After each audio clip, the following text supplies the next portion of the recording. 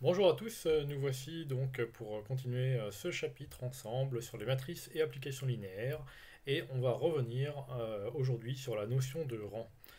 Alors on avait déjà défini plusieurs notions de rang, le rang d'une matrice via le pivot de Gauss, le rang d'une application linéaire comme la dimension de l'image et puis donc là on va parler donc du rang d'une matrice qu'on va voir un petit peu autrement, et en fait on va faire le lien avec le rang d'une application linéaire. Alors, donc une nouvelle définition du rang d'une matrice. Donc on prend un grand A, une matrice tout à fait quelconque, hein, dans MNP de K, et donc on va dire que le rang de A, c'est le rang de la famille de ces vecteurs colonnes dans Mn1 de K. Alors expliquons un petit peu ceci. Donc, on va considérer dans la matrice, qui est une matrice à n lignes et à p colonnes, les vecteurs colonnes. Donc les vecteurs colonnes sont des éléments de Mn1 de K, puisque ce sont des vecteurs colonnes ou des matrices colonnes à n lignes. Et donc, il y en a p au total. Donc on a p éléments de Mn1 de K. Mn1 de K est un espace vectoriel. Donc en fait, les différents vecteurs colonnes de la matrice grand A peuvent être vus comme P éléments ou P vecteurs de l'espace Mn1 de K. Et donc, cette famille de P vecteurs, de P matrice colonne, a un rang, la dimension de l'espace vectoriel engendré par cette famille. Donc voilà comment on va donner une nouvelle définition de la notion de rang d'une matrice. Alors bien entendu, cette notion va coïncider avec la définition précédente qu'on avait donnée, celle via la méthode de Gauss-Jordan. Alors donc je dis que cette nouvelle définition du rang d'une matrice, c'est donc le nombre de ces colonnes linéairement indépendantes. Donc c'est exactement ce que je viens d'expliquer ici.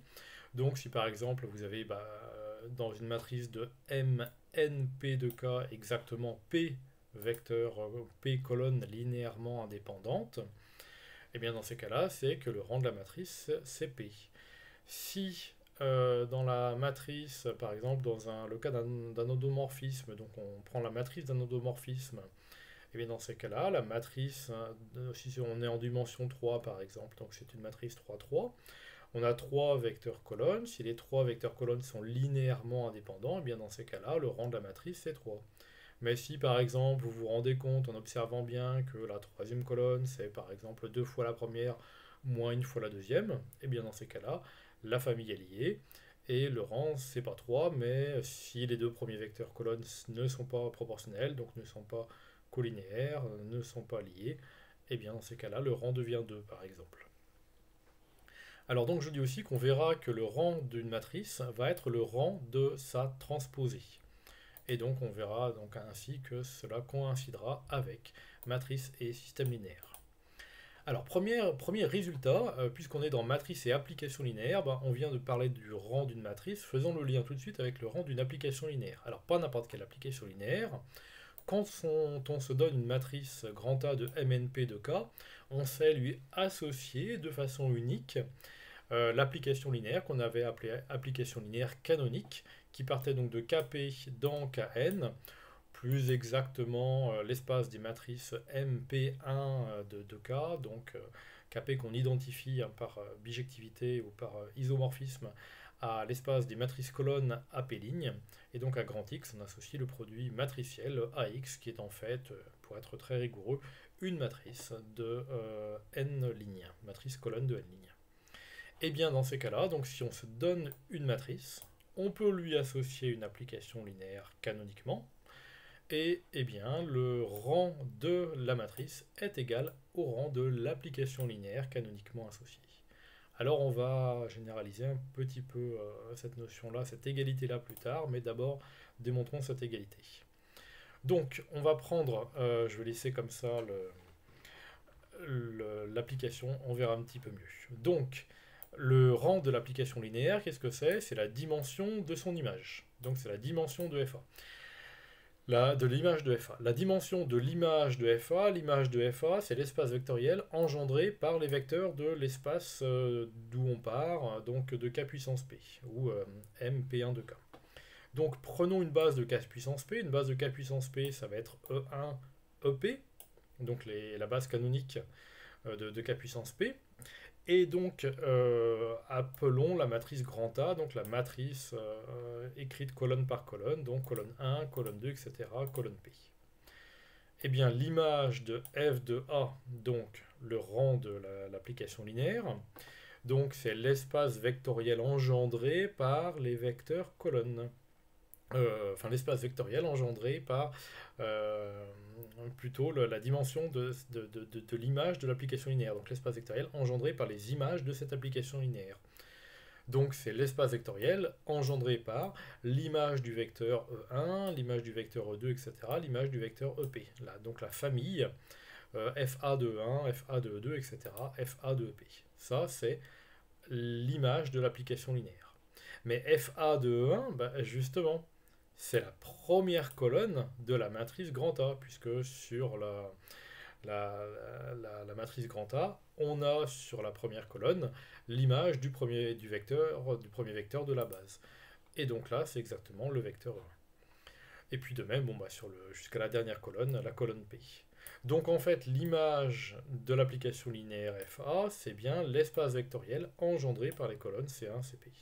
Donc maintenant, on passe aux dimensions, et donc le rang de FA, c'est donc la dimension de l'image, c'est donc la dimension de l'espace vectoriel C1, CP, et c'est exactement comme ça, l'égalité qui est là, c'est comme ça qu'on a défini le rang de A juste au-dessus.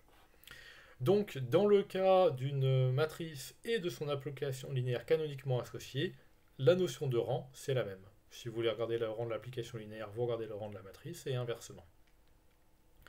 Alors maintenant, on va voir le rôle des isomorphismes dans le calcul du rang. Alors on a déjà fait ensemble un exercice là-dessus, donc en fait vous n'allez normalement rien découvrir.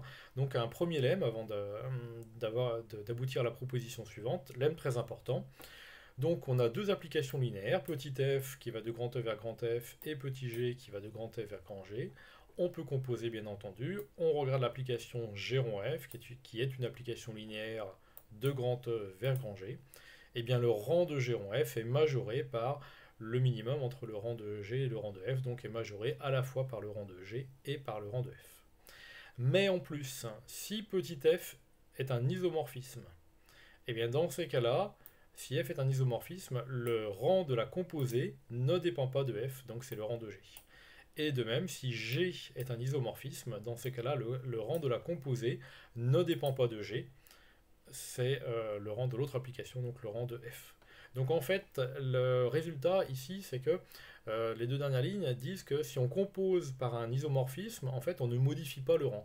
Donc si vous avez déjà une application linéaire, que vous composez, que ce soit à droite ou à gauche, par un isomorphisme, et une fois, deux fois, 10 fois si vous voulez, on ne va pas modifier le rang de l'application qu'on avait au départ. Alors, preuve donc déjà de l'inégalité. Donc on sait que l'image de l'espace vectoriel grand E est un sous-espace de l'espace vectoriel grand F. Donc f de E va par l'application petit f. Donc f de E, qui est l'image de l'application linéaire petit f, est un sous-espace vectoriel de grand F. Donc si on compose par G, G de f de E est inclus dans G de grand F.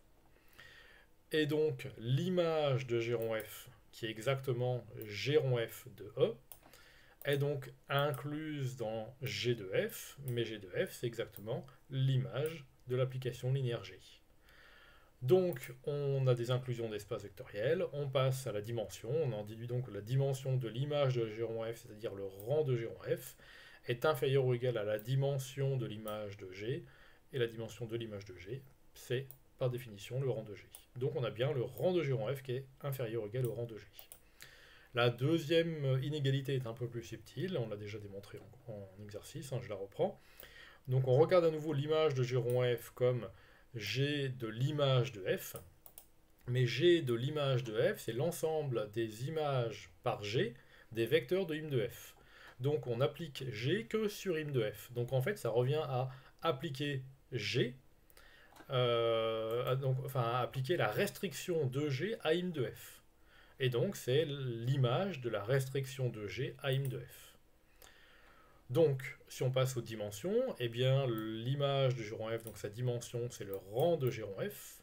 Le rang de G rond F, c'est donc la dimension de l'image de G restreint im de F, donc le rang de G restreint à im de F. On applique ici le théorème du rang. c'est donc la dimension de l'espace où est défini G restreint M de F, et bien G restreint M de F est défini sur M de F, moins la dimension de l'application, moins la dimension du noyau de l'application G restreint M de F. La dimension ici est un nombre positif, donc la différence dim de im de f moins ce nombre positif est majorée par dim de im de f, et dim de im de f c'est exactement, je ne sais pas pourquoi j'ai mis inférieur ou égal, enfin c'est correct, hein, mais c'est aussi égal au rang de f. Donc le rang de G rond f est majoré par le rang de f, c'est gagné. Si jamais f est un isomorphisme, alors si f est un isomorphisme, eh bien ici, f est surjective. Donc si f est surjective, f de e est égal à grand F. Donc là, on a une égalité. Donc g de f de e est égal à g de grand F. On a une égalité d'espace vectoriel. Et donc, on a l'image de g rond f qui est donc égale à l'image de g, égalité d'espace vectoriel. Donc les espaces ont la même dimension, égalité ici des dimensions. Si jamais c'est g qui est un isomorphisme, et bien dans ces cas-là, vous voyez qu'on a utilisé la surjectivité de f, maintenant on va utiliser l'injectivité de g. Alors effectivement, si g est un isomorphisme, g est injective, ça signifie donc que, puisque g est injective, comme c'est une application linéaire, seul le vecteur nul est envoyé sur le vecteur, le vecteur nul est envoyé sur le vecteur nul. Donc, pour la restriction de g à m de f, c'est exactement pareil. Donc si g est injective, il n'y a pas d'autre vecteur pour la restriction de g à m de f qui soit envoyé sur le vecteur nul que le vecteur nul. Donc g restreint m de f a aussi un noyau qui est restreint au vecteur nul. Donc le noyau de g restreint m de f est le vecteur nul. Donc finalement, dans ce qu'on a écrit précédemment, eh bien l'endroit où on avait une inégalité ici, puisque la dimension du noyau de g restreint m de f est égale à 0, finalement, là, on a une égalité, c'est égal à dim de f, et dim de f est égal, comme je disais, à rang de f. Donc on a bien rang de g rond f qui est égal à rang de f. Alors, maintenant qu'on a des résultats sur les applications linéaires, on va les appliquer aux matrices. C'est ça qui va être très joli maintenant, c'est que systématiquement, en fait, on va basculer de résultats sur des applications linéaires, on en déduit des résultats sur les matrices, ou de résultats sur des matrices, on en déduit des résultats sur des applications linéaires. Là, on vient de travailler sur les applications linéaires, on va passer aux matrices, donc on va traduire matriciellement ce qu'on vient de voir. Donc on prend une matrice grand A de MNP de K, et bien si on multiplie A par une matrice P inversible à droite, et bien le rang de la composée AP est égal au rang de P. Donc multiplier à droite par une matrice inversible ne modifie pas le rang. Et de même, si on multiplie à gauche, alors attention, il faut respecter les dimensions, hein. Donc à gauche, on multiplie par une matrice à n lignes et n colonnes, donc dans GLN de K, donc une matrice Q qui est donc inversible, hein, et multiplié par une matrice Q inversible, donc une matrice qui va être en fait la matrice qu'on peut interpréter comme la matrice d'un isomorphisme, et bien multiplié par une telle matrice à gauche ne change pas le rang, donc le rang de AQ est égal au rang de 1. Alors, pour démontrer ces résultats sur les matrices, on va utiliser le résultat précédent et puis aussi l'autre résultat qu'on a démontré au début, c'est-à-dire que le rang d'une application linéaire canoniquement associé à une matrice est le rang de la matrice. Donc nous, je redescends un petit peu, voilà. On a donc des matrices, grand A ici, et donc à grand A, eh bien, on va associer justement, on va regarder l'application linéaire canoniquement associée à grand A. Et puis, on va regarder donc l'application FP donc, qui a X associe PX et l'application FQ qui a X associe QX. Donc toutes les applications linéaires associées à ces matrices. Donc, applications linéaires canoniquement associées avec ces matrices. Et bien comme la matrice P est inversible, et bien dans ces cas-là, FP est un isomorphisme, on avait déjà vu ce résultat. Donc, puisque FP est un isomorphisme, dans ces cas-là, le rang de la composée, on vient juste de le voir, que composé par une application isomorphe ne changeait rien au rang, donc on retrouve le rang de A. Mais le rang de FA rond FP, eh bien, le rang d'une composée d'application linéaire, c'est le rang Donc on a vu des matrices canoniquement associées à cette composée, et le rang des matrices canoniquement associées à une composée, c'est le rang du produit des matrices, donc c'est le rang de AP. Et le rang de FA, c'est le rang de A. Et de même avec Q. Voilà. Donc maintenant, il va falloir, je dirais, jongler très rapidement avec... on a un résultat sur l'application linéaire, on en déduit un résultat sur la matrice et inversement. Et très souvent, vous allez voir que c'est facile, agréable de plutôt regarder les matrices. Alors maintenant, on va généraliser les résultats qu'on a vus précédents si on prend une application linéaire tout à fait quelconque. Alors pourquoi généraliser? Parce que juste avant, c'était uniquement des applications linéaires qui étaient canoniquement associées à une matrice qu'on s'était donnée. Maintenant, on va faire le contraire, on part d'une application linéaire tout à fait quelconque. Eh bien, dans cette application linéaire qui va de grand E vers grand F, donc on peut considérer des bases grand B et en dessous, je les ai renommées BE et BF, donc des bases respectivement de grand E et de grand F. On peut regarder la matrice de cette application linéaire dans les bases, donc BB' ou BE et BF. Eh bien, le rang de l'application linéaire est égal au rang de sa matrice. Et donc ça, c'est un résultat qui est vraiment central, c'est-à-dire que dès qu'on a besoin de connaître le rang d'une application linéaire, et souvent le rang donne des renseignements sur l'application linéaire. Ça ne dit pas tout, bien entendu, mais ça donne un certain nombre de renseignements. Donc toujours penser à regarder le rang.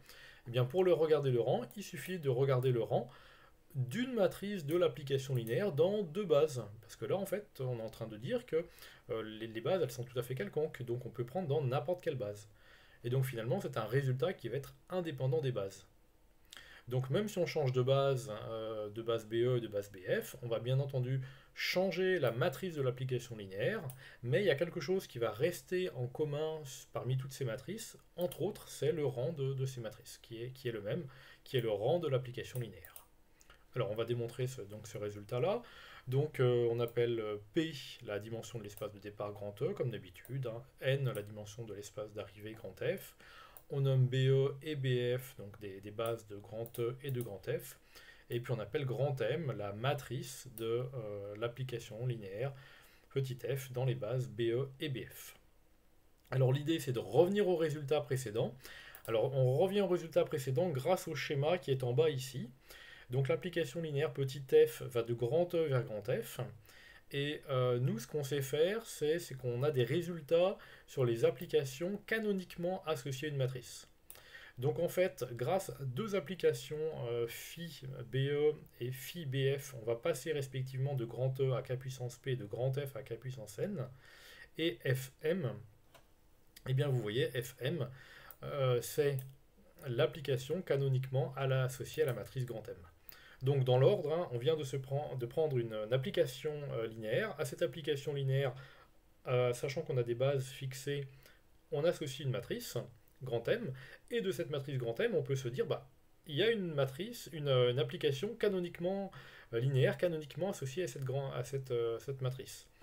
Donc effectivement, la seule différence, je dirais, entre F et Fm, c'est que F va de grand E vers grand F, mais Fm en fait fait la même chose que F, a les mêmes caractéristiques, mais en définissant Fm de Kp dans Kn, ou Kp si vous voulez, MP1 de K dans Mn1 de K, donc espace de matrice colonne à P ligne, vers l'espace des matrices colonnes à N ligne.